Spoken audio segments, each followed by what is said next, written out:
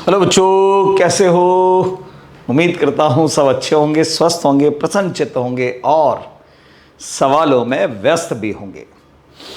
चलिए बच्चों, पिछली क्लास में आपने रिलेटिव के कंसेप्ट को समझा और रिलेटिव के अंदर मैंने आपसे कहा था कि सिर्फ और सिर्फ 3 कंसेप्ट में से कोई एक कंसेप्ट अप्लाई होगा।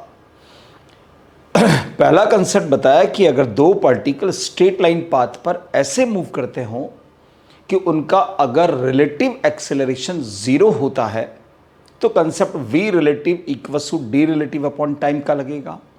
दूसरा बताया था आपको कि अगर 2 पार्टिकल्स में रिलेटिव एक्सेलरेशन 0 नहीं हो, कांस्टेंट हो, तो equation of motion relative form में लगती है। और तीसरा बताया कि अगर 2 पार्टिकल डिफरेंट डायरेक्शन में अपनी अपनी यूनिफॉर्म स्पीड से जा रहे हों तो relative equals to actual minus reference का कंसेप्ट वेक्टर फॉर्म में आपको यूज करना है, जो कि रेन मैन वाली प्रॉब्लम के अंदर काम में आता है बच्चों। चलिए अब आते हैं, आज कंसेप्ट्स को सीखना शुरू करते हैं। कंसेप्ट पर बेस्ड सवालों को। मान लो मैंने आपसे कहा, पहला सवाल, Delhi is at 200 metre from Ambala. Black colour ही सही है, ब्लू कलर तो 1 मिनट में जरा चेक कर लूं कैमरे में। दिख तो रहा है पर लाइट है, कोई बात नहीं। Delhi is at 200 metre from Ambala. A car P is set out from Delhi to Ambala with a speed 30 kilometer per hour. Simultaneously,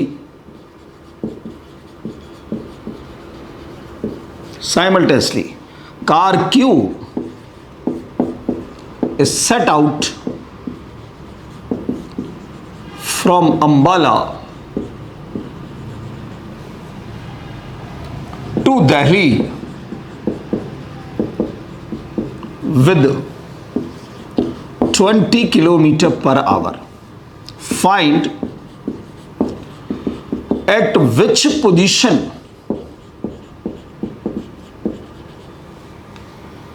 from Delhi they will meet to each other। ये सवाल है हमारा। देखिए, इस पूरे सवाल के अंदर कहीं पर भी विद रेस्पेक्ट टू जैसा कोई वर्ड नहीं है। तो मैंने आपको बिल्कुल कंसेप्ट के लास्ट में बताया था कि when 2 particles start the motion simultaneously, तो यहां पर भी साइमल्टेनियसली वर्ड आया है। इसका मतलब है we can apply relative concept. हम लगा सकते हैं, वो हमारे ऊपर डिपेंड करता है। जैसा कहा, पहले अपन डायग्राम बना लेते हैं बच्चों। चलिए,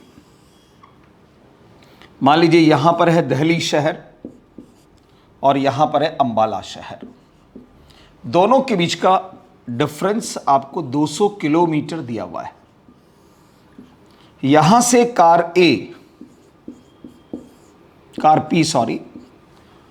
पी चलिए दिल्ली से अंबाला की तरफ 30 किलोमीटर पर आवर की स्पीड से, और कार क्यू जो चली है वो अंबाला से चली है दिल्ली की तरफ 20 किलोमीटर पर आवर से।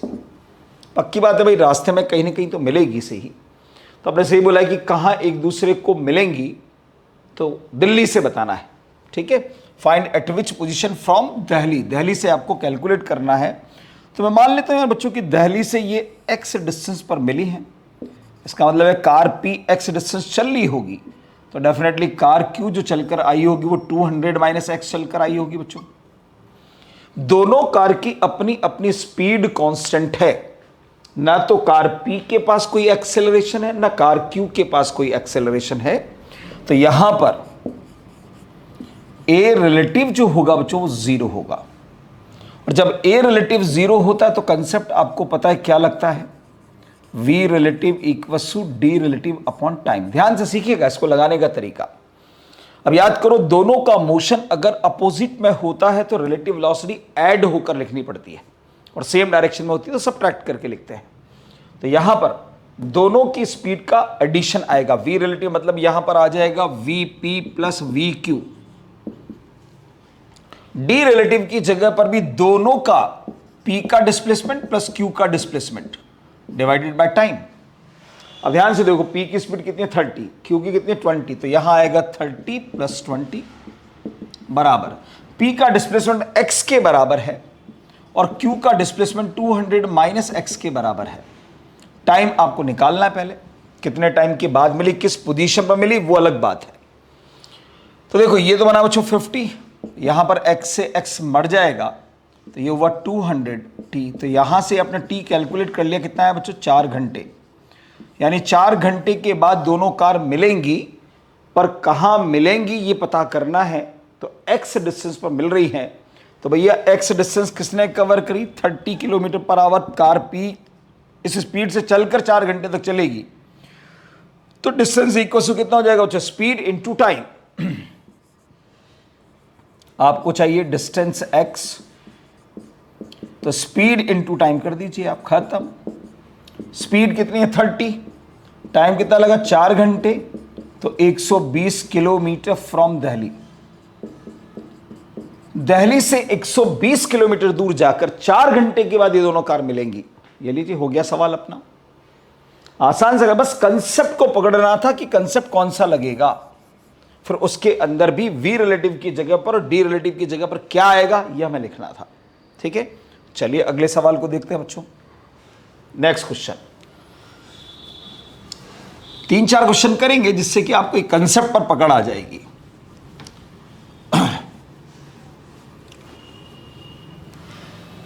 फिर एनसीईआरटी वाली प्रॉब्लम भी करा दूंगा आपको, ठीक है, जिससे कि और कंसेप्ट पर ग्रिप आ जाएगी।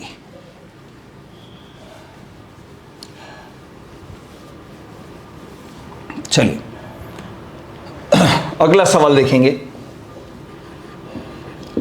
नेक्स्ट क्वेश्चन, क्वेश्चन नंबर 2 हमारा है, 2 कार्स A and B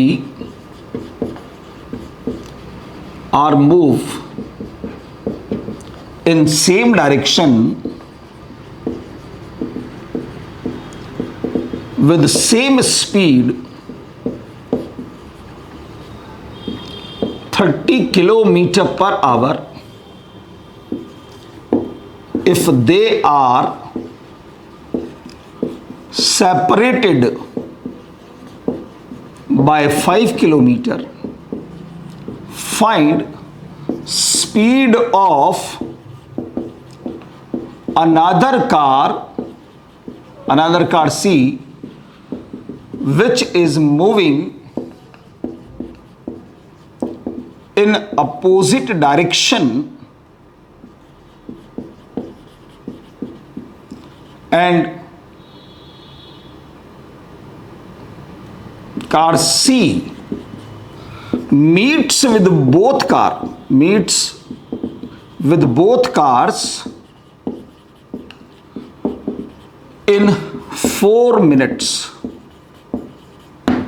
ये सवाल है, 2 कार हैं A और B, एक ही डायरेक्शन में सेम स्पीड से। ये लीजिए, जैसा कहे मैं वैसा डायग्राम बना देता हूं बच्चों। सपोज ये कार B है, ये कार A है, दोनों राइट साइड पर जा रही हैं मान लीजिए।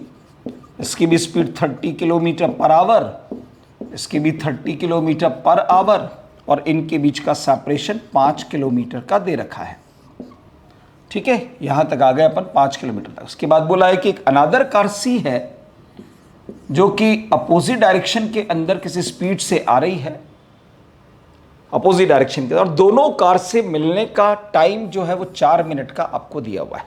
तो इसकी स्पीड क्या होगी हमें बताना है। अब यार ये 4 मिनट का जो टाइम दे रखा है बच्चों, ये दोनों कार से मीटिंग टाइम है, मतलब मिलने का टाइम है। इसका मतलब है कि भाई ये 4 मिनट का टाइम अगर मीटिंग टाइम है, तो मीटिंग टाइम का मतलब होता है कि मीटिंग टाइम कहीं से तो स्टार्ट होगा और कहीं पर खत्म होगा। तो ये मीटिंग टाइम स्टार्ट कब मानेंगे? ऑब्वियसली जब कार सी कार ए के एग्जैक्ट पास पहुंचेगी, सामने पहुंचेगी, ठीक है, तो ये मीटिंग टाइम स्टार्ट हो जाएगा। और कार ए तो गई बच्चों, जैसे भाई इधर से कार ए आ रही है, मैं कार सी हूं मान लीजिए, मैं जैसे ही कार ए के पास पहुंचा इससे तो मिल लिया, now time starts, meeting time starts, और कार ए गई तो कार ए का रोल तो खत्म, क्योंकि कार ए तो पीछे गई मेरे, अब उससे तो मैं मिल लिया ना भाई। अब असली खेल किसका है? कार बी और कार सी का है। तो कार बी भी चल रही है, कार सी भी, तो दोनों कहीं ना कहीं मिली होंगी। मान लो कार बी यहां से एक्स डिस्टेंस चलकर आ गई और 4 मिनट के बाद एग्जैक्टली ये यहां पर आ गई, तो 5 माइनस एक्स हो जाएगा ये। दोनों कार के पास में स्पीड यूनिफॉर्म है, मतलब कि कांस्टेंट है, तो यहां कोई एक्सेलरेशन नहीं होगा बच्चों। हियर रिलेटिव एक्सेलरेशन 0, देन आपको पता है कंसेप्ट क्या लगने वाला है, v relative equals to d relative upon time का कंसेप्ट लगने वाला है। दोनों कार अपोजिट डायरेक्शन में जा रही हैं, तो कार B और कार C की स्पीड का सम होगा 30 प्लस VC। दोनों कार अपोजिट में, तो इनके डिस्प्लेसमेंट का भी सम होगा। कार B का है x और कार C का 5 माइनस x, तो ये x plus 5 minus x divided by 4 minute, minute को आवर में कन्वर्ट करना ना भूले, तो ये वह 30 प्लस VC बराबर 5, 4 मिनट को आवर में बदलेंगे तो 4/60, 60 पलट कर ऊपर चला जाएगा, 15 से कटेगा, 13 plus VC equals to 75, then VC equals to 45 kilometre per hour. ये लीजिए, कैलकुलेशन ही करनी है बस, और कुछ भी नहीं है। पर एक बात, 2 सवाल हमने कर लिए, दोनों में एक विशेष बात देखी। पहले कार दिल्ली से चली थी अंबाला तक और दोनों के बीच का सेपरेशन 200 था। यहां से चलने वाली कार x चली, यहां से चलने वाली कार 200 माइनस एक्स चली। तो आप देख रहे हैं जो रिलेटिव डिस्प्लेसमेंट आया था वहां पर भी x कट गया था और 200 आ गया था। यहां पर भी देखो आप x से x कट गया और यहां 5 आ गया। इसका मतलब है कि अगर 2 पार्टिकल्स के बीच का कोई इनिशियल सेपरेशन होता है ना, वो इनिशियल सेपरेशन ही रिलेटिव डिस्प्लेसमेंट बन जाता है। देखो अब यहाँ 5 किलोमीटर जो था वही यहाँ पर रिलेटिव डिस्प्लेसमेंट बन गया, क्योंकि x तो कट गया। तो अगर इनिशियल सेपरेशन आपको पहले से ही पता है तो फिर आपको ये डी रिलेटिव कैलकुलेट करने की आवश्यकता भी नहीं है, डायरेक्ट लिख सकते हो आप उनके बीच में। ठीक है, चलिए और सवाल देखेंगे बच्चों।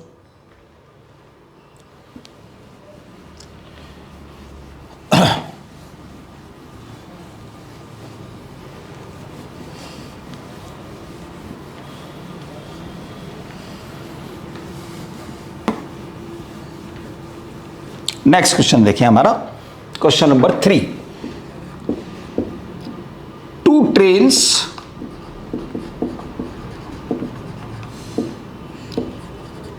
each of length 50 meter are running on parallel tracks with their uniform speeds. If train A overtakes the train B in 40 seconds while crossing only in 20 seconds, find speed of each train. दोनों train की speed आपको calculate करनी है बच्चों। चलिए भाई समझिएगा सवाल को ध्यान से। डायग्राम को देखिए पहले तो आप, सबसे इंपॉर्टेंट बात है डायग्राम। 2 ट्रेन है ए और बी, दोनों की लेंथ 50 मीटर है, दोनों पैरेलल ट्रैक पर चल रही हैं। देखें जरा डायग्राम को अपन। मान लो बच्चों एक ट्रेन तो ये वाली है हमारी,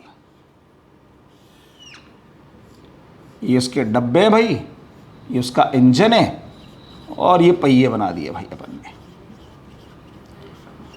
ठीक है, इसको मैंने बोल दिया ट्रेन बी है मान लो ये, तो ये वीबी स्पीड से जा रही है, लेंथ 50 मीटर है इसकी। ऐसे यहां हम ट्रेन ए है बच्चों, ये किसी पैरेलल वाले ट्रैक पर जा रही है,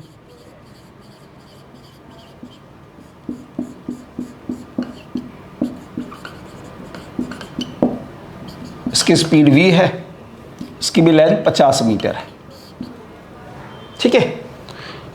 अपनी अपनी यूनिफॉर्म स्पीड से जा रही है, तो ना तो इसके पास एक्सीलरेशन है ना इसके पास एक्सीलरेशन है।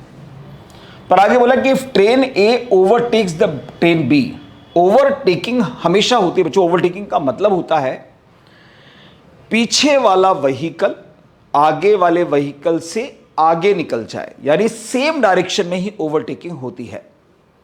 और क्रॉसिंग होती है हमेशा अपोजिट डायरेक्शन के अंदर, सामने वाला व्हीकल आए अपन इधर से जाए, दोनों क्रॉस करते हैं। ओवरटेक हमेशा सेम डायरेक्शन में, यानी आपको ओवरटेकिंग का टाइम दे रखा है 40 सेकंड का और क्रॉसिंग का टाइम दे रखा है आपको 20 सेकंड का। यानी ये कहना चाहता है कि अगर दोनों सेम डायरेक्शन में जाएं तो ट्रेन ए ट्रेन बी को 40 सेकंड में ओवरटेक कर देगी, और दोनों अगर अपोजिट डायरेक्शन में आए तो ट्रेन ए ट्रेन बी को 20 सेकंड में ही क्रॉस कर देगी। तो दोनों की स्पीड आपको बतानी है। सिंपल सी बात, दोनों के पास किसी के पास एक्सीलरेशन नहीं है, तो यहां कंसेप्ट तो पता चल गया हेयर की ए रिलेटिव तो जीरो है, और ए रिलेटिव अगर जीरो है तो कंसेप्ट तो लगेगा बच्चों V relative equals to D relative upon time का कंसेप्ट, ठीक है। पर पहले अब वी और वी बी दोनों कैलकुलेट करने के लिए बोला यार बच्चों, तो वी ए भी एब्सेंट है वी बी भी एब्सेंट है, मतलब दो अननोन है, और दो अननोन है तो दो अननोन को सॉल्व करने के लिए एटलीस्ट दो इक्वेशन तो बनानी पड़ेगी, और दो इक्वेशन तब बनेगी जब दो केसेस होंगे हमारे पास। तो है एक ओवरटेकिंग का केस और एक क्रॉसिंग का केस। तो पहले अपन लेते हैं फॉर ओवरटेकिंग। ओवरटेकिंग का मतलब मैंने आपको बता दिया सेम डायरेक्शन, ध्यान रखना, मैं फिर भी लिख देता हूं यहां पर। ओवरटेकिंग का मतलब होता है बच्चों सेम डायरेक्शन। यहां कंसेप्ट लगा रहे हो V relative equals to D relative upon time. Same direction के अंदर हमेशा डिफरेंस लेते हैं, तो वी ए बड़ा होगा वी बी से, तभी जाकर ये ओवरटेक कर पाएगा ना भाई। तो यहां पर V A minus V B. Time तो मुझे मालूम है कि 40 सेकंड दे रखा है, पर अब रिलेटिव डिस्प्लेसमेंट की प्रॉब्लम है, उसको समझो जरा ध्यान से। मैं पेन के माध्यम से सिखाता हूं आपको कि मान लो रेड कलर वाला पेन जो है बच्चों ये ट्रेन बी है, और ये ब्लू कलर वाला पेन जो है वो मान लो ट्रेन ए है। दोनों सेम डायरेक्शन में जा रही हैं, तो ये ओवरटेकिंग टाइम 40 सेकंड का। इसका मतलब कहीं ये ओवरटेकिंग टाइम कहीं से तो स्टार्ट हुआ होगा, कहीं पर एंड हुआ होगा, तभी जाकर ओवरटेकिंग टाइम बनेगा। तो स्टार्ट कब होगा? स्टार्ट तब होगा जब ट्रेन ए का इंजन ट्रेन बी के इस लास्ट कंपार्टमेंट के एग्जैक्टली सामने आ जाएगा, तब ओवरटेकिंग स्टार्ट होगी। इसका मतलब ओवरटेकिंग टाइम स्टार्ट हो गया। अभी दोनों ट्रेन चल रही है, एक चल रही है, इसकी स्पीड ज्यादा थी, आगे बढ़ती जा रही है, बढ़ती जा रही है, बढ़ती जा रही है। क्या ओवरटेकिंग हो गई? नहीं, अभी तो पैरेलल आई है। इसका मतलब हुआ कि ये ट्रेन इसको ओवरटेक करने के लिए अपने आप को 50 मीटर आगे लेकर आ गई है। ओवरटेकिंग तब होगी जब इस ट्रेन का आखिरी डब्बा इस ट्रेन के इंजन के सामने आ जाएगा, मतलब इस सिचुएशन में, मतलब इस सिचुएशन से ओवरटेकिंग स्टार्ट हुई और इस सिचुएशन में ओवरटेकिंग कंप्लीट हुई। तो यहां से यहां इस पोजीशन पर पहुंचने के लिए 40 सेकंड लगे। तो ये अपने आप को 50 मीटर आगे ले गई और फिर 50 मीटर और आगे ले गई। तो इसका मतलब रिलेटिव डिस्प्लेसमेंट जो बना बच्चों कितना बना? 100। 0 से 0 को मार दो, ये आ जाएगा 2.5। V A minus V B की वैल्यू आ जाएगी बच्चों 2.5, पहली इक्वेशन। और वैसे आपको मैं डायरेक्ट ऐसे बार बार कैलकुलेट करने से ज़्यादा अच्छा है कि मैं आपको तरीका ही बता देता हूं। अगर आपको व्हीकल्स की लेंथ पता हो तो चाहे ओवरटेकिंग हो या क्रॉसिंग हो, दोनों व्हीकल की लेंथ का सम ही रिलेटिव डिस्प्लेसमेंट बनेगा, ये ध्यान रखना, ठीक है। चलिए अब देखते हैं जरा क्रॉसिंग के लिए। फॉर क्रॉसिंग, क्रॉसिंग हमेशा होती है बच्चों अपोजिट डायरेक्शन के अंदर, अपोजिट डायरेक्शन। तो यहां पर V A plus V B आ जाएगा बराबर। अब दोनों का क्रॉस करोगे तब भी रिलेटिव डिस्प्लेसमेंट तो 100 ही रहने वाला है, और ये 20। तो V A plus V B जो आएगा बेटा वो 5 बनेगा, सेकेंड इक्वेशन। दोनों इक्वेशन को आप ऐड कर दीजिए, ठीक है।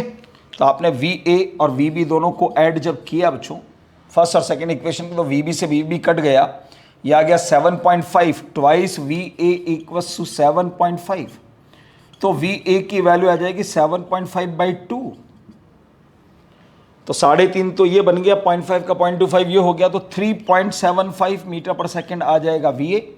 और इस वी ए को उठाकर आप किसी भी इक्वेशन में यहां रख दो, इसको उधर ले जाओ तो 1.25, तो वी बी आ जाएगा हमारे पास में 1.25 मीटर पर सेकेंड। ये लीजिए, दोनों ट्रेन की स्पीड आ गई है, दोनों का जो सम होगा वापस से 5 बना देना चाहिए, दोनों का डिफरेंस 2.5 के बराबर आ जाना चाहिए। आंसर को क्रॉस चेक करने का तरीका है, ठीक है। चलिए भाई बच्चों, ये भी अगला सवाल हुआ अपने। एक सवाल और करेंगे बच्चों अपन, जो कि स्टैंडर्ड क्वेश्चन की तरह गिना जाता है, और वैसे 3 सवाल हैं अपने पास में जो पूछे जाते हैं, एक जैसे ही 3 सवाल हैं, तो मैं आपको तरीका बता देता हूं कैसे करना है आपको, और रिलेटिव कंसेप्ट से।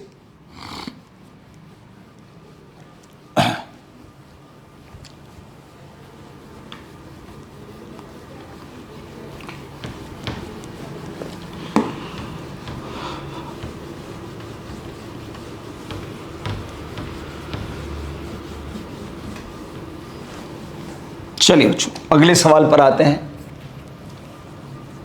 Next question,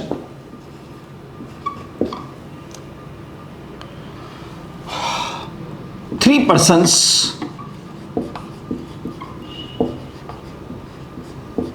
A, B, C are standing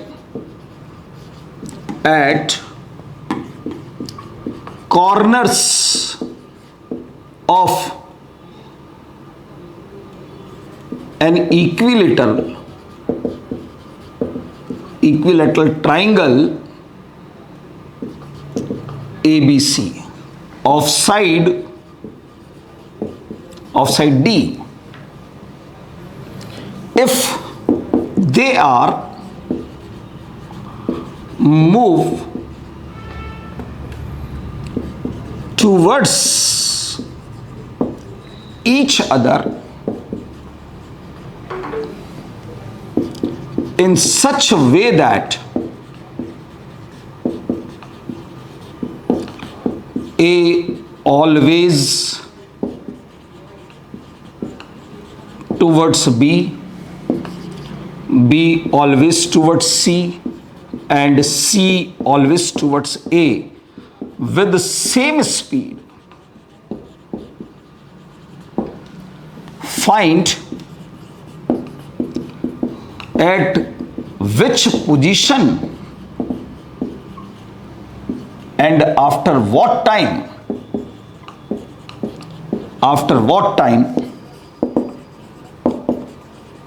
they will meet to each other। बड़ा ही प्यारा सवाल है। यही सवाल स्क्वायर के लिए भी बनता है बच्चों, 4 पर्सन के लिए, और यही सवाल हेक्सागन के लिए बनता है, मतलब कि 6 पर्सन्स के लिए भी बनता है। सवाल में क्या बोला है मैं डायग्राम बनाकर समझा देता हूं कि इक्विलेटरल ट्राइंगल आपको दिया गया है, साइड उसकी डी दे रखी है बच्चों, 3 कॉर्नर पर 3 आदमी खड़े कर दिए, ए बी सी। अब बोला है कि तीनों ऐसे मूव कर रहे हैं, तीनों जा सेम स्पीड से रहे हैं विद सेम स्पीड वी, तो पर ए हमेशा बी की तरफ जाएगा, बी हमेशा सी की तरफ जाएगा, और सी हमेशा ए की तरफ जाएगा, सेम स्पीड से जाएंगे। तो पूछा जाता है बताओ किस पोजीशन पर और कितने टाइम के बाद मिलेंगे। ठीक है, तो इस डायग्राम को देखकर तो ऐसा लगता है कि जीवन भर नहीं मिलेंगे। क्यों नहीं मिलेंगे, रीजन भी समझा देता हूं। क्योंकि जितनी डिस्टेंस इनके बीच में है उतनी डिस्टेंस इनके बीच में भी है, इनके बीच में भी, और सबकी स्पीड भी सेम है। तो जितने टाइम में ए बी की पोजीशन पर पहुंचेगा, बी सी की पोजीशन पर होगा, सी ए की पोजीशन पर होगा, और ऐसे जिंदगी भर दौड़ते रहेंगे, कभी भी मिल नहीं पाएंगे। पर जैसा सवाल में लिख रहा है वैसे ही अगर इनको दौड़ाएंगे तो डेफिनेटली मिलेंगे बच्चों। उसे बोला कि ए को हमेशा बी की तरफ ही जाना है, बी को हमेशा सी की तरफ जाना है, और सी को हमेशा ए की तरफ जाना है।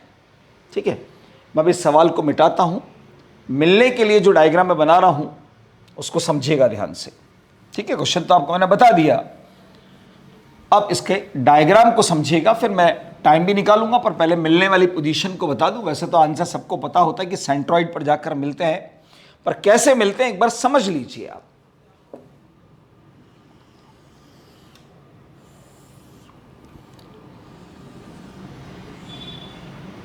देखो बच्चों, ये पर्सन ए की पोजीशन, ये पर्सन बी की पोजीशन, ये पर्सन सी की पोजीशन। ए बिल्कुल रेडी है बी की तरफ जाने के लिए, बी रेडी है सी की तरफ जाने के लिए, सी रेडी है ए की तरफ जाने के लिए। चले भाई, कुछ ही समय में ए पहुंच गया बच्चों, यहां पर मान लो इस जगह पर आ गया, तो उतने ही टाइम के अंदर बी भी यहां से यहां आ चुका होगा, उतने टाइम में सी भी यहां से यहां आ चुका होगा। अब ए की पोजीशन ये है और बी की पोजीशन ये है, पर ए को हमेशा बी की तरफ जाना है, तो बी इधर क्या करने जाएगा भाई? जब बी इसको दिखेगा ही यहां पर, तो ये इधर जाएगा, तो बी अब यहां ए बी की तरफ जाएगा। बी को सी यहां दिखाई देगा तो ये यहां जाएगा, सी को ए यहां दिखाई देगा तो ये यहां जाएगा। तो देखो आप पहले से कुछ क्लोज आ गए। अब मान लो ए बच्चों यहां पहुंच गया, तो बी यहां कहीं पहुंच चुका होगा, सी यहां कहीं पर पहुंच चुका होगा। अब ए को बी यहां दिखाई देगा तो इधर नहीं जाएगा, ये इधर जाएगा। बी सी की तरफ जाएगा, सी ए की तरफ आएगा। फिर मान लो ए अब यहां पहुंच गया, बी यहां पहुंच गया, सी यहां पहुंच गया, तो ए बी की तरफ, बी सी की तरफ, सी ए की तरफ। अब ए यहां पहुंच गया, बी यहां पहुंच गया, सी यहां पहुंच गया, ए बी की तरफ, बी सी की तरफ, सी, और लास्ट में जाकर तीनों सेंट्रॉइड पर मिलेंगे बच्चों। अगर मैं यहां से ए के जितने भी मुझे पॉइंट्स दिख रहे हैं, अगर इनको मैं सबको एक कर्व्ड लाइन से ज्वाइन करूं बच्चों, तो देखो मुझे पर्सन ए का ट्रैक कुछ ऐसा दिखाई देगा, ठीक है। अगर मैं पर्सन बी के जितने भी पॉइंट्स दिख रहे हैं उन सबको अगर ज्वाइन करूं, मैं रेड कलर के पेन से ज्वाइन करता हूं जिससे कि आपको डिफरेंस दिखाई दे।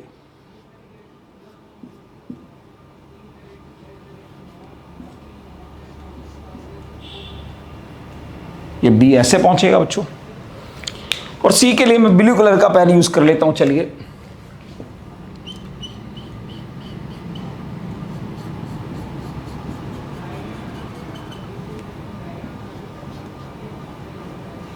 सी ऐसे पहुंचेगा। तो ऐसे तीनों पर्सन दौड़ते हुए कहां पहुंच मिलते हैं बच्चों? सेंट्रॉइड पर जाकर मिलते हैं, ठीक है। ऐसे 4 सवाल है, 3 सवाल है, एक स्क्वायर के लिए, एक हेक्सागन के लिए, सब में आंसर सेम है, सेंट्रॉइड पर ही मिलते हैं जाकर, ठीक है। अब अपने को पता करना है कि कितने टाइम के बाद। तो ध्यान से देखो, ए बी को जितने टाइम में पकड़ेगा, बी सी को उतने टाइम में पकड़ेगा, और सी ए को उतने टाइम में पकड़ेगा, क्योंकि सबकी डिस्टेंस सेम और सबकी स्पीड भी सेम है। तो मैं बस ये निकाल देता हूं कि ए ने बी को कितने टाइम में पकड़ा। सपोज ये ए की पोजीशन है और ये बी की पोजीशन है बच्चों, पर ए की वेलोसिटी आपको बी की तरफ दिखाई देगी और बी की वेलोसिटी आपको सी की तरफ दिखाई दे रही होगी, और ये एंगल आपके पास 60 डिग्री का होगा, ठीक है। ये वाला एंगल 60 डिग्री का ही होगा ना भाई। हाँ, ए की वेलोसिटी बी की तरफ, बी की वेलोसिटी सी की तरफ, दोनों के बीच में एंगल 60 डिग्री का। अब देखो जरा ध्यान से, दोनों में से किसकी वेलोसिटी इंक्लाइंड पोजीशन पर है? बी की। तो जरा बी के ट्रैक पर आओ, इधर ध्यान से देखो। बी पर्सन इस ट्रैक पर आगे बढ़ने के साथ साथ इस ट्रैक से दूर भी हट रहा है। ट्रैक पर आगे बढ़ने के साथ साथ ट्रैक से दूर भी हट रहा है, यानी ये एक साथ 2 काम कर रहा है। और ट्रैक से दूर हटेगा तभी एक एक क्लॉज आएगा। तो मैंने इस बी की वेलोसिटी के कंपोनेंट किए बच्चों। ये कंपोनेंट होगा v cos 60 और ये कंपोनेंट होगा v sin 60। तो v sin 60 कंपोनेंट जो होगा बच्चों, वो तो इसको ट्रैक पर आगे बढ़ाने के काम आएगा, पर मिलाने के लिए जिम्मेदार कौन होगा? v cos 60, ठीक है। ये v cos 60 v की तरफ आ रहा है, तो यही मिलाने के लिए रिस्पॉन्सिबल होगा। सभी की स्पीड यूनिफॉर्म है, एक जैसे स्पीड है, तो कोई एक्सेलेरेशन तो होगा नहीं यहां पर। तो यहां पर रिलेटिव एक्सेलेरेशन तो 0 है बच्चों। तो देन कंसेप्ट तो आप लगाएंगे v relative equals to d relative upon time का, और दोनों का मोशन आपको अपोजिट नजर आएगा। तो यहां v प्लस v cos 60 करना पड़ेगा आपको, दोनों की वेलोसिटीज का सम। दोनों के बीच का जो भी सेपरेशन था वही रिलेटिव डिस्प्लेसमेंट बनेगा और टाइम मुझे निकाल कर देना है। cos 60 की वैल्यू आपको पता है बच्चों हाफ होती है, तो ये बन गया 3v/2। तो यहां से आपने t निकाला 2d/3v, ये हमारा आंसर होगा। कहां मिले? सेंट्रॉइड पर जाकर मिले। कितने टाइम के बाद मिले? इतने टाइम के बाद मिले, ठीक है। पर अगर यही सवाल मान लो स्क्वायर के लिए होता बच्चों, मुंह जवानी सवाल है अब ये, मान लो स्क्वायर के लिए होता तब मैं मीटिंग टाइम ही निकालूंगा सिर्फ स्क्वायर के लिए। ध्यान से देखिएगा, ये स्क्वायर बनाया बच्चों मैंने,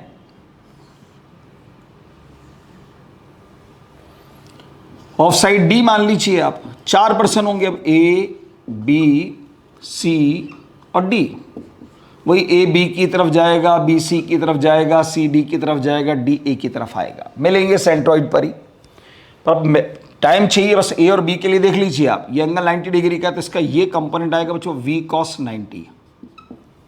दोनों का मोशन अपोजिट है, तो v प्लस v cos 90 बराबर d/t। cos 90 की वैल्यू 0 होती है, तो बच्चों v इक्वल टू d/t, तो t की वैल्यू d/v। ये लीजिए आंसर, इतने टाइम के बाद मिलेंगे। अगर ये हेक्सागन होता बच्चों तो 6 आदमी होते।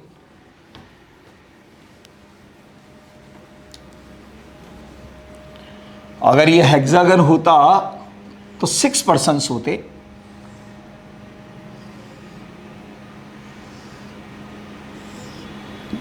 यहां पर्सन ए, यहां पर्सन बी, यहां पर्सन सी, यहां पर्सन डी, यहां पर्सन ई, यहां पर्सन एफ। वही ए बी की तरफ, बी सी की तरफ, सी डी की तरफ, डी ई की तरफ, ई एफ की तरफ, एफ ए की तरफ। अब ध्यान से देखो, पर्सन ए की वेलोसिटी बी की तरफ है, बी की वेलोसिटी सी की तरफ है, पर ये एंगल एक्यूट एंगल 60 डिग्री का ही होगा क्योंकि ये 120 का होता है। तो इस बी की वेलोसिटी का एक कंपोनेंट इधर जाएगा v cos 60 और एक कंपोनेंट आएगा इधर v sin 60। अब कई बच्चे कहते हैं कि सर वहां तो अपोजिट में थे तो मिलने वाले थे, यहां तो सेम। अरे तो भाई इसकी स्पीड ज्यादा है, इसकी स्पीड कम है, तो पकड़ लेगा। सेम डायरेक्शन में तो डिफरेंस लेना पड़ेगा ना। तो v माइनस v cos 60 बराबर d/t। cos 60 की वैल्यू हाफ, तो यहां पर v/2 मिलेगा, तो t की वैल्यू 2d/v के बराबर आ जाएगी। ये लीजिए साहब, आ गया समझ में? तो ध्यान से देखो, हेक्सागन के अंदर 2d/v, स्क्वायर के अंदर d/v और ट्राइंगल के अंदर 2d/3v। ये तीनों स्टैंडर्ड क्वेश्चन है, रट लीजिए इनको, ठीक है। चलिए बच्चों, तो ये तो v relative equal to d relative upon time के कंसेप्ट पर बेस्ट मैंने सवाल बताया आपको। पर यार बच्चों, एनसीईआरटी के अंदर एक सवाल दे रखा है, एनसीईआरटी बुक के अंदर बड़ा ही खतरनाक सवाल है वो। मैं क्वेश्चन देख लेता हूं, मेरे पास शायद है, चेक करके बताता हूं आपको।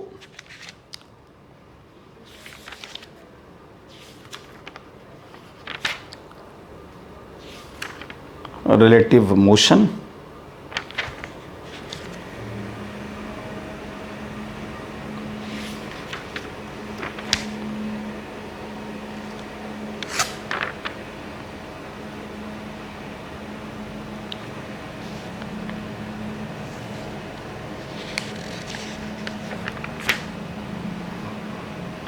एक मिनट।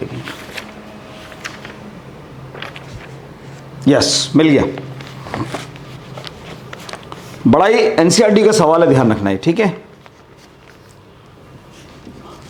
एनसीईआरटी कंसेप्ट वही है, पर सवाल बड़ा खतरनाक है। प्रॉब्लम यह है कि इतना लंबा सवाल है, और अगर ये सवाल पेपर में आता है तो डेफिनेटली बच्चों का कोई ना कोई कैलकुलेशन मिस्टेक कर देते हैं अगर पहले से सवाल को सॉल्व नहीं किया हुआ है तो।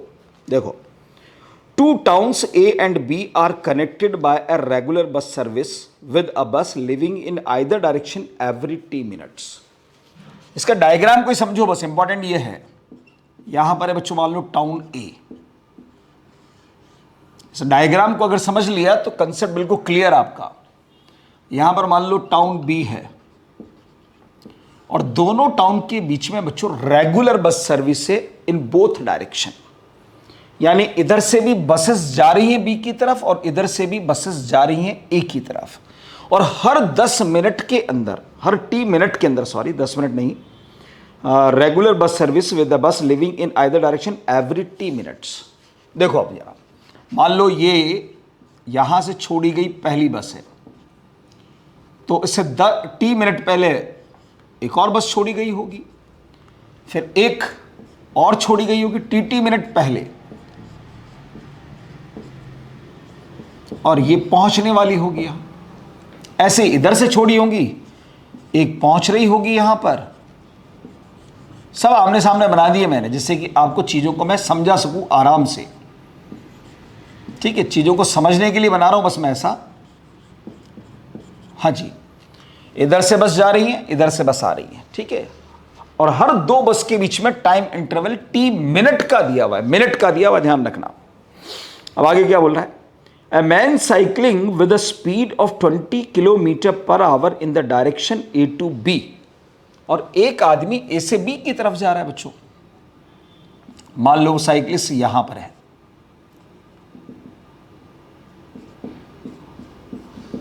चल भाई ये साइकिलिस्ट है, 20 किलोमीटर पर आवर से जा रहा है। ठीक है, आपको साइकिलिस्ट नजर नहीं आ रहा तो मैं बना देता हूं ढंग से यार। वैसे तो ड्राइंग नहीं बनाने बैठे हैं अपन तो सवाल को समझने बैठे हैं, फिर भी बना देता हूँ। थोड़ा बहुत तो अच्छी ड्राइंग है मेरी यार, ऐसी बात नहीं है।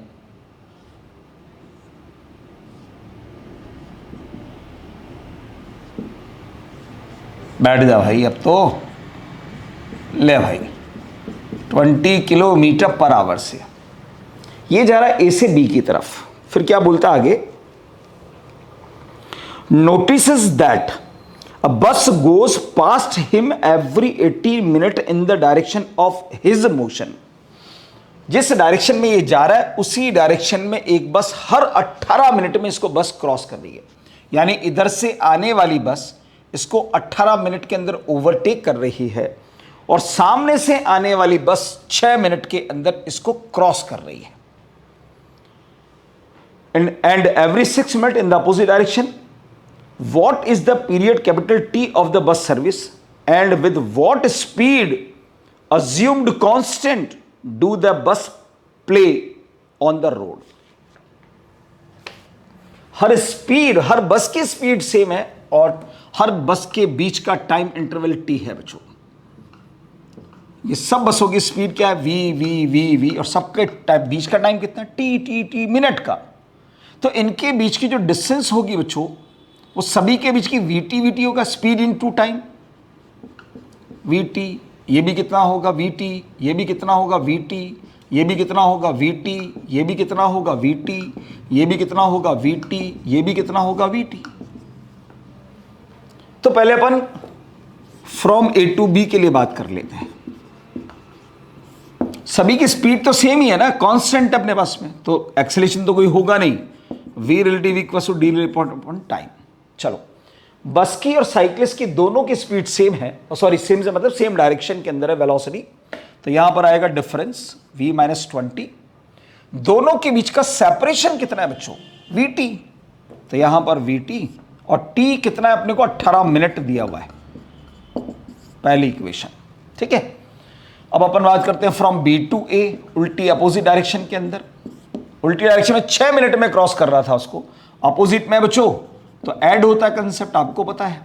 तो यहां पर आएगा v प्लस 20, डिस्टेंस सेपरेशन तो वही होगा अपने पास में vt, और यहां आएगा 6 मिनट। अब अगर मैं इक्वेशन 1 डिवाइडेड बाय इक्वेशन 2 करता हूं तो लेफ्ट साइड पर मुझे मिलता है v minus 20 upon v plus 20 is equal to, यहां देखो ये डिवाइडेड बाय ये करोगे तो vt से vt करेगा 1/3 आ जाएगा, क्योंकि 1/18 और 1/6, 6 पलट कर ऊपर गया 6, क्रॉस मल्टीप्लीकेशन कर लो बच्चों, 3v minus 60 equal to v plus 20। ठीक है, 60 को तो इधर ले जाओ, v को इधर ले आओ, तो 4v इक्वल टू आ जाएगा 80, नहीं सॉरी 2v। तो v की वैल्यू तो आ गई बच्चों 40 किलोमीटर पर आवर, यानी हर बस की स्पीड होगी 40 किलोमीटर पर आवर की। अब टाइम निकालना है, तो किसी भी एक इक्वेशन में, इसमें या इसमें, इस v को उठाकर रख दो यार, जैसे मैंने यहीं पर रख दिया। तो ध्यान से देखो, 40 प्लस 20 कितना हो गया बच्चों? 40 प्लस 20 हो गया 60, यहां आ जाएगा 40 t अपॉन 6 मिनट है, मिनट में रहने दो, मिनट में आंसर आ जाएगा अपने पास। तो 0 से 0 कट गया बच्चों, इधर ले आओ, 36 इक्वल्स टू 4t, तो t की वैल्यू आ गई 36 डिवाइडेड बाय 4, 9 मिनट।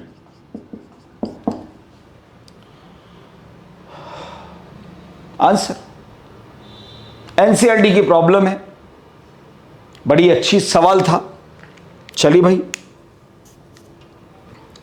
अगले कंसेप्ट को देखेंगे बच्चों, जिसमें इक्वेशन ऑफ मोशन की बात होती है। एनसीईआरटी की ही प्रॉब्लम से पहले मैं एक सवाल अपनी तरफ से करा देता हूं, फिर एनसीईआरटी की प्रॉब्लम आपको बताऊंगा।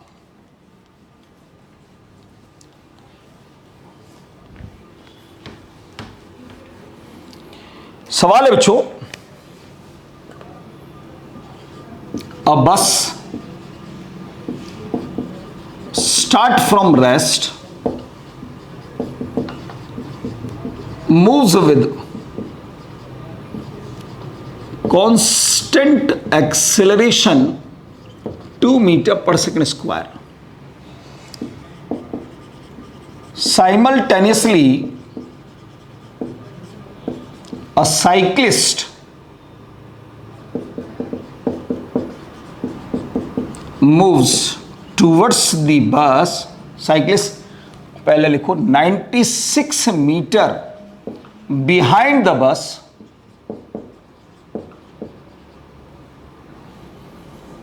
Start the motion towards bus with speed 20 meter per second. Find after what time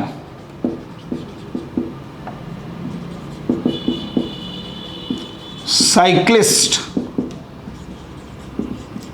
catches the bus, या overtakes the bus बोलो यार। cyclist ओवरटेक्स दी बस, बस को कितने टाइम के अंदर ओवरटेक कर देगा। सवाल के हिसाब से पहले अगर डायग्राम बनाए बच्चों अपन, तो ये देखो जरा ध्यान से कि सपोज ये एक बस है बच्चों, रेस्ट से स्टार्ट हुई है, कांस्टेंट एक्सेलरेशन दे रखा है 2 मीटर पर सेकंड स्क्वायर का, और इससे 96 मीटर पीछे एक साइक्लिस्ट है बच्चों। यहां 96 मीटर पीछे यहां एक साइक्लिस्ट,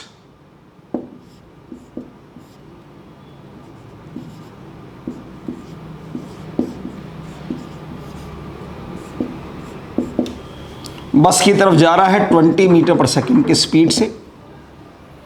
पूछ रहा है कितने टाइम के अंदर ये साइक्लिस्ट बस को ओवरटेक कर देगा। तो मान लेता हूं टी टाइम के बाद ओवरटेक कर देता है, ठीक है। Suppose cyclist overtakes the bus in T second. तो भैया साइक्लिस्ट अगर टी सेकेंड में बस को पकड़ेगा या ओवरटेक करेगा, तो बस भी तो कोई डिस्टेंस चली होगी ना यार। मान लेता हूं x चली, तो साइक्लिस्ट को कुल कितना चलना पड़ा, 96 प्लस x। पर अब कंसेप्ट कौन सा लगेगा पहले ये तो देख लें। तो आपको देखना है कौन किसको पकड़ रहा है। साइक्लिस्ट बस को पकड़ रहा है, तो पहले चेक करो साइक्लिस्ट का बस के रिस्पेक्ट में एक्सेलरेशन क्या होगा। तो acceleration of cyclist minus acceleration of बस। साइक्लिस्ट का तो 0 है बच्चों, क्योंकि इसकी स्पीड तो कांस्टेंट है, पर बस का 2 दे रखा है। इसका मतलब -2 metre per second square, which is not equal to 0 but constant. Relative acceleration ध्यान रखना है कांस्टेंट है, तो इसका मतलब इक्वेशन ऑफ मोशन कंफर्म है। चलिए साहब, तो यहां पर टाइम निकालना, डिस्प्लेसमेंट तो दिख ही रहा है ना अपने को। तो s relative equals to u relative t plus half a relative t square equation का मैंने यूज किया। ध्यान से देखो, s रिलेटिव साइक्लिस्ट का बस के रेस्पेक्ट में देखेंगे तो यहां आएगा साइक्लिस्ट का डिस्प्लेसमेंट माइनस बस का डिस्प्लेसमेंट। साइक्लिस्ट का होगा 96 प्लस x और बस का होगा x, तो x कट जाएगा, 96 आएगा। बस के पास तो कोई इनिशियल वेलोसिटी है नहीं, साइक्लिस्ट के पास 20, तो रिलेटिव डिफरेंस 20 के बराबर। टाइम मुझे निकालना है, रिलेटिव एक्सेलरेशन आप निकाल चुके हो -2, 2 से 2 कट जाएगा, और इसको पूरे को उठा के इधर ले आओ तो T square minus 20t plus 96 equal to 0 आएगा। क्वाड्रेटिक इक्वेशन बनेगी, इसको फैक्टर्स करने पड़ेंगे आपको। तो T square minus 2t minus 8t plus 96 equal to 0। इन दोनों में से t कॉमन आएगा, इन दोनों में से माइनस 8 कॉमन आएगा, तो एक फैक्टर बनेगा t माइनस 8 और एक फैक्टर बनेगा t माइनस 12। तो यहां आंसर 8 सेकेंड एंड 12 सेकेंड आएगा। प्रॉब्लम अब ये आ गई है कि हमने ओवरटेकिंग टाइम एक ही कंसीडर किया था t सेकेंड। अब अगर ओवरटेकिंग टाइम एक ही है तो आंसर हमारे दो दो क्यों आ रहे हैं? दो दो क्यों आ रहे हैं भाई? तो सिंपल सी बात है यार, इसका मतलब है कि ओवरटेकिंग टाइम अगर t है और उस t के दो वैल्यूज है, इसका मतलब ओवरटेकिंग एक बार नहीं दो बार हुई है। दो आंसर आने का मतलब यही है यार। कैसे? ध्यान से देखो, ये साइक्लिस्ट बस को कब तक पकड़ सकता है? जब तक इसकी स्पीड कम होगी इससे, तब तक ही पकड़ पाएगा। अब अगर मैं इसकी स्पीड को चेक करूं बच्चों, तो v इक्वल टू 80 से चेक कर सकता हूं, क्योंकि u तो 0 है। इसका a है 2। मान लो 8 सेकंड पर देखूंगा तो कितना होगा? 16। और साइक्लिस्ट की स्पीड कितनी? 20। तो बड़े आराम से पकड़ सकता है 8 सेकंड के अंदर साइक्लिस्ट। पर 12 सेकंड पर अगर देखोगे तो ये हो जाएगा 24 और ये हो जाएगा 20। तो साइक्लिस्ट पीछे रह जाएगा ना भाई। तो साइक्लिस्ट ने कितने टाइम में पकड़ा ये तो समझ में आ गया, 8 सेकंड। इसका मतलब है साइक्लिस्ट 8 सेकंड के अंदर बस को ओवरटेक करके आगे निकल गया। और अब बस उसको ओवरटेक करेगी, क्योंकि बस की स्पीड लगातार बढ़ रही होगी, तो 12 सेकंड में बस उसको ओवरटेक करेगी। इसलिए 2 ओवरटेकिंग हुई, इसलिए 2 टाइम आए।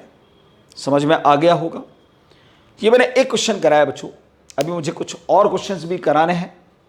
ठीक है, एनसीईआरटी की प्रॉब्लम करानी है, वो अब मैं आपको अगली क्लास में कराऊंगा। तब तक आप पढ़ते रहिए, मुस्कराते रहिए, और अगली क्लास में ही ये आर्टिकल पूरी तरीके से समाप्त हो जाएगा। ठीक है, चलिए, थैंक यू सो मच।